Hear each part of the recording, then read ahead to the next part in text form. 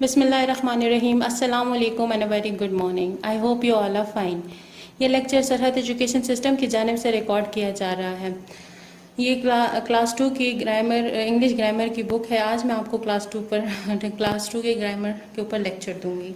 कुछ चैप्टर जो है हम इसके कवर कर चुके हैं, उससे अगले चैप्टर जो है वो आज हम कवर करेंगे। ठीक है, बुक ओपन करें। बुक में आपके जो है यहाँ तक राइमिंग वर्ड्स तक के चैप्टर जो है वो कवर हो चुके हैं। अब अगला चैप्टर हमारे पास है चैप्टर नंबर 4, जो कि है सेंटेंस एंड फ्रेज। आज हमने इसको कवर करना है। ठीक है, सबसे पहले हम जानते हैं कि सेंटेंस क्या होता है।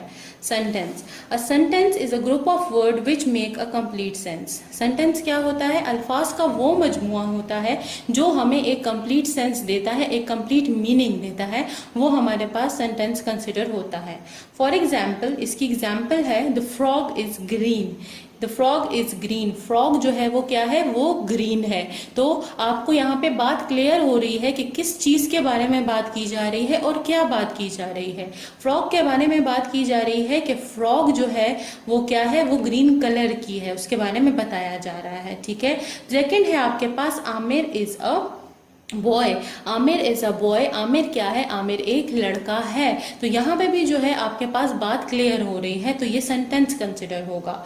फिर आगे आ जाए आप, word in a sentence must be in correct order. क्या कहते हैं कि words in a sentence must be in correct order.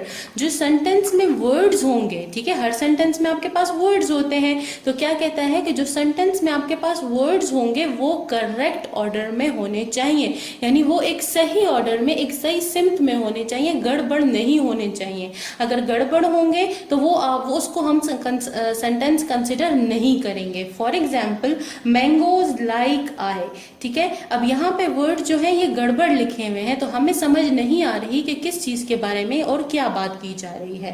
फिर आपको गिवन है this sentence doesn't make sense. कहते हैं कि ये सेंटेंस जो है वो सेंस नहीं बना रहा, क्योंकि ये हमें कोई मीनिंग नहीं दे रहा। I like mangoes. I like mangoes जब यहाँ पे हो रहा है तो यहाँ पे ये सीक्वेंस में है ये वर्ड्स, तो ये हमें एक मीनिंग दे रहे हैं। This sentence doesn't make sense. This sentence does make sense. क्या कहते हैं कि दिस सेंटेंस मेक सेंस, यानी ये सेंटेंस जो है ये सेंस बना रहा है, ये हमें एक मीनिंग दे रहा है। हम इसे पढ़ रहे हैं तो हमें समझ आ रही है। तो ये फर्क होता है कि हम जब सेंटेंस को, जब वर्ड्स को सीक्वेंस में नहीं रखते तो वो हमें मीनिंग नहीं देता। जब हम वर्ड्स को सीक्वेंस में रखते हैं तो वो हमें मीनिंग देता है। इसके बाद आगे आ जाए, फिर आपको इसकी प्रैक्टिस एक्सरसाइज गिवन है। प्रैक्टिस एक्सरसाइज में आपको क्या गिवन है? Tick the correct sentence and cross the wrong one. जो आपका करेक्ट सेंटेंस है उसको आपने टिक करना है और जो आपका गलत सेंटेंस है उसको आपने क्रॉस करना है।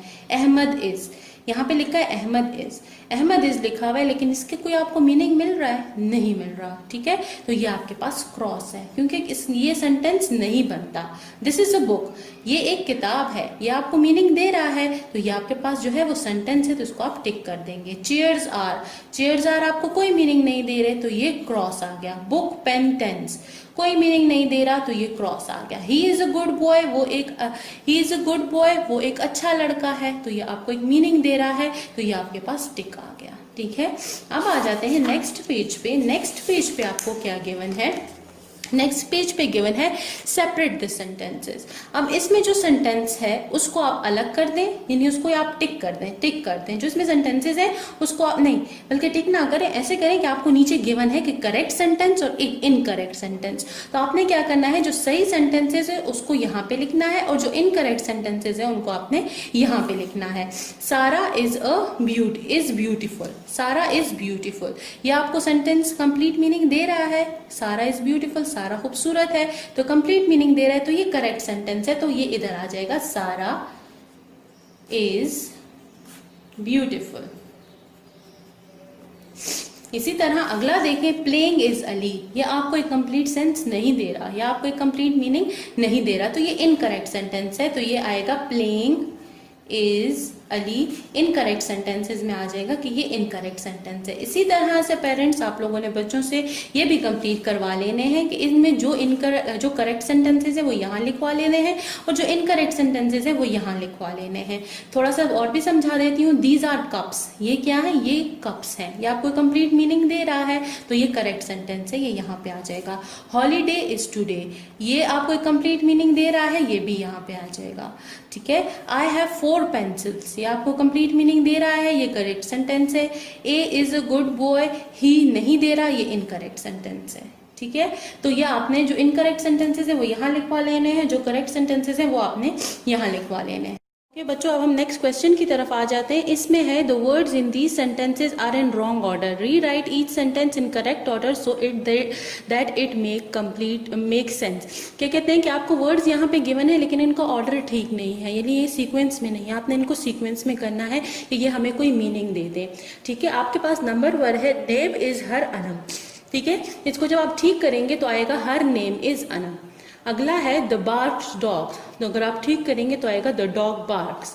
फिर थर्ड है हमारे पास हैड द इज रेड, जब आप इसको ठीक करेंगे तो इसका आएगा द हैड इज रेड।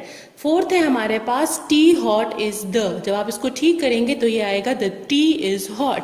अगला है आपके पास लिव लाहौर इन आई, जब आप इसको ठीक करेंगे तो ये आएगा I live in Lahore. Okay बच्चों, अब आप अगले टॉपिक की तरफ आ जाएं। अगला टॉपिक आपका है फ्रेज। What is phrase. ठीक है। हम सेंटेंस पढ़ चुके हैं कि सेंटेंस हमारे पास क्या होता है। अब हम ये पढ़ेंगे कि हमारे पास फ्रेज क्या होता है। What is phrase.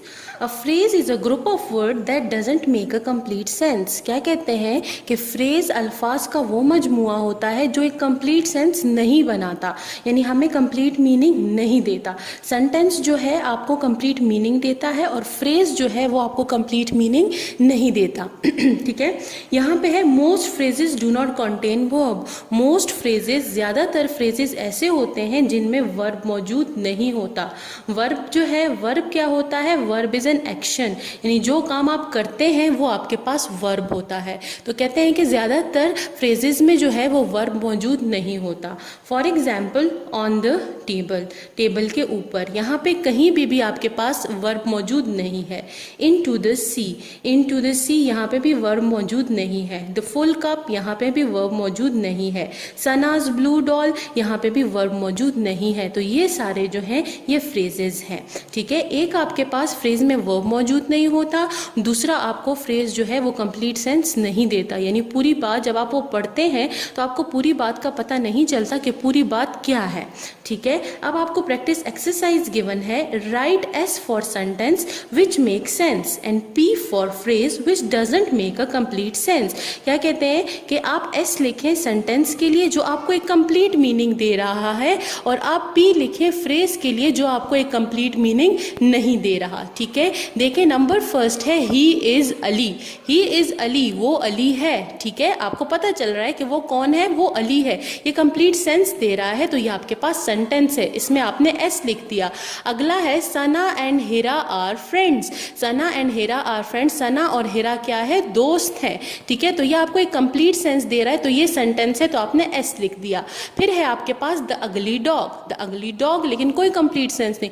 अगली डॉग क्या है, कहाँ है, क्या कर रहा है, कुछ उसकी डिटेल्स आपको गिवन नहीं है। So this is a phrase. इसी तरह हमजा इज ईटिंग, हमजा क्या कर रहा है, खा रहा है, तो आपको बात यहाँ पे कंप्लीट हो रही है तो दिस इज अ सेंटेंस। इसी तरह से in the sand, in the sand, sand का मतलब है रेत, रेत के अंदर, रेत के अंदर, लेकिन आपको नहीं पता कि रेत के अंदर क्या हो रहा है, so this is a phrase. फिर इसी तरह down the hill, this is also a phrase. At the airport, complete meaning नहीं है, this is also a phrase. Playing guitar, this complete meaning नहीं है, this is also a phrase. I hope कि आपको sentence और phrase के दरमियान जो है वो फ़र्क पता चल गया होगा और आपको ये कॉन्सेप्ट क्लियर हो गया होगा। पेरेंट्स, ये वीडियोस आप जो हैं बच्चों को बार बार दिखाएं, उनसे दोबारा रिपीट करवाएं और अगर आपको कोई मसला हो तो प्लीज़ आप हमारे व्हाट्सएप ग्रुप में हमसे पूछ सकते हैं। Thank you very much.